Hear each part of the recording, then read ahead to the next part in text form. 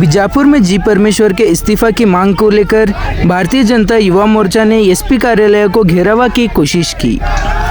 बेंगलुरु के परप्पन आग्रह जेल में आतंकवादियों को दी जा रही सुविधा के खिलाफ भारतीय जनता युवा मोर्चा ने कांग्रेस सरकार का विरोध जोरदार प्रदर्शन किया।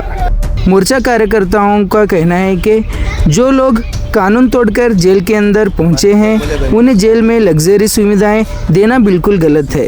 इस मुद्दे को लेकर विजयपुर में कार्यकर्ताओं ने एसपी ऑफिस के सामने धरना प्रदर्शन करते हुए जी परमेश्वर के इस्तीफा की मांग की। इस दौरान कार्यकर्ताओं ने कांग्रेस सरकार के खिलाफ नारेबाजी की और कहा कि राज्य की कांग्रेस सरकार पूरी तरह से विफल हो चुकी है। हमारे माध्यम से बात करते हुए प्रदर्शकों ने कहा कि आतंकवादियों को जेल में मिल रही सुविधा देश की सुरक्षा के लिए खतरा है और सरकार को तुरंत कदम उठाना चाहिए।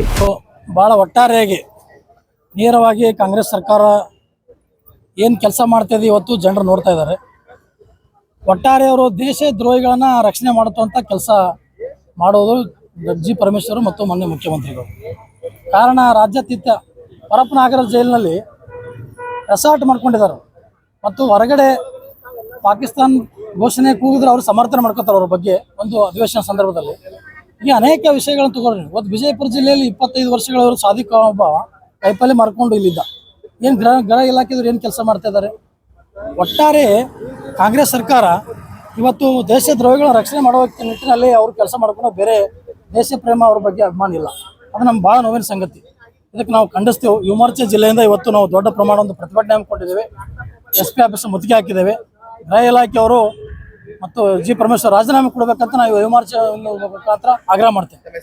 ರಾಘವೇಂದ್ರ ಕಾಪ್ಸೆ ಯುವ ಮೋರ್ಚಾ ಜಿಲ್ಲಾಧ್ಯಕ್ಷ। ಜನತಾ ಪಾರ್ಟಿ ಯುವ ಮೋರ್ಚಾ ಕರೆ ಮೇರೆಗೆ ರಾಜ್ಯಾದ್ಯಂತ ಈ ರೀತಿ ಪ್ರತಿಭಟನೆಗಳನ್ನು ನಾವು ರಾಜ್ಯಾದ್ಯಂತ ಹಮ್ಮಿಕೊಂಡಿದ್ದಾರೆ।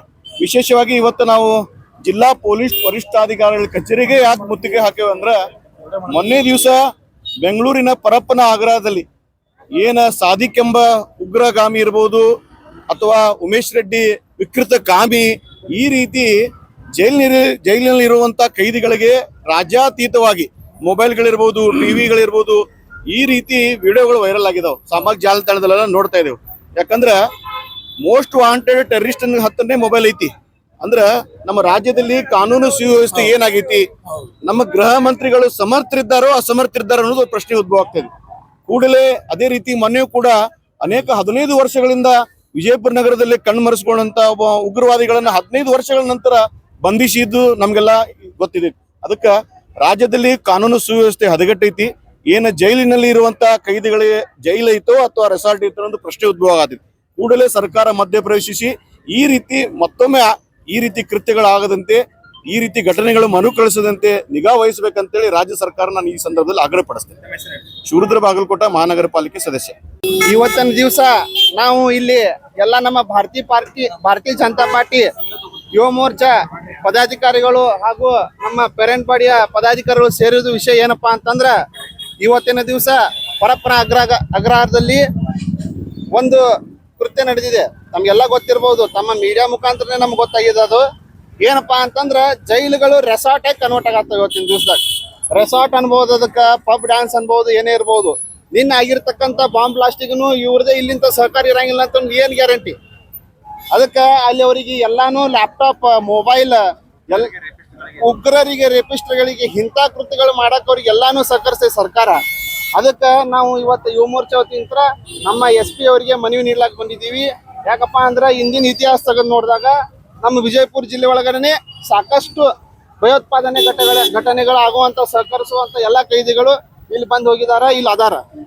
ಅದಕ್ಕೆ ಇದು ನಮ್ದು ಬಹಳ ಒಂದು ಬ್ಯಾಡ್ಲಕ್ ಅನ್ಕೋಬೇಕು। ಮುಂದಿನ ದಿನದೊಳಗ ಈ ಒಂದು ಯಾವುದೂ ಇಂಥ ಕೃತ್ಯ ಆಗಬಾರ್ದಂತ ಖಂಡಿಸಿ ಇವತ್ತಿನ ದಿವಸ ನಮ್ಮ ಪದಾಧಿಕಾರಿಗಳು ನಮ್ಮ ಎಲ್ಲ ಹಿರಿಯರ ಜೊತೆಗೆ ಬಂದು SP ಅವ್ರಿಗೆ ಮನವಿ ಕೊಟ್ಟಿದ್ದೀವಿ। ಅದೇ ಮುಖಾಂತರ ನಾವು ನಮ್ಮ ಗೃಹ ಸಚಿವರು ಮತ್ತೆ ಮುಖ್ಯಮಂತ್ರಿಗಳು ಈ ಕೃತ್ಯವನ್ನು ಕೂಡಲೇ ಎಚ್ಚೆತ್ತುಕೊಂಡು ಅವರಿಗೆಲ್ಲಾನು ಸಹಕಾರ ಬಂದ್ ಮಾಡಬೇಕು, ದೇಶದ ವಿರೋಧ ಚಟುವಟಿಕೆಗಳಿಗೆ ಬೆಂಬಲಿಸಿ ನಿಂದಿಸಬೇಕಂತೇಳಿ ತಮ್ಮಲ್ಲಿ ಮನವಿ ಮಾಡ್ಕೋತೀನಿ। ಶ್ರೀಧರ್ ಬಿಜರ್ಗಿ, ಇಂದಿನ ನಿಕಟಪೂರ್ವ ಜಿಲ್ಲಾ ಉಪಾಧ್ಯಕ್ಷ, ಭಾರತೀಯ ಜನತಾ ಪಾರ್ಟಿ ಯುವ ಮೋರ್ಚಾ।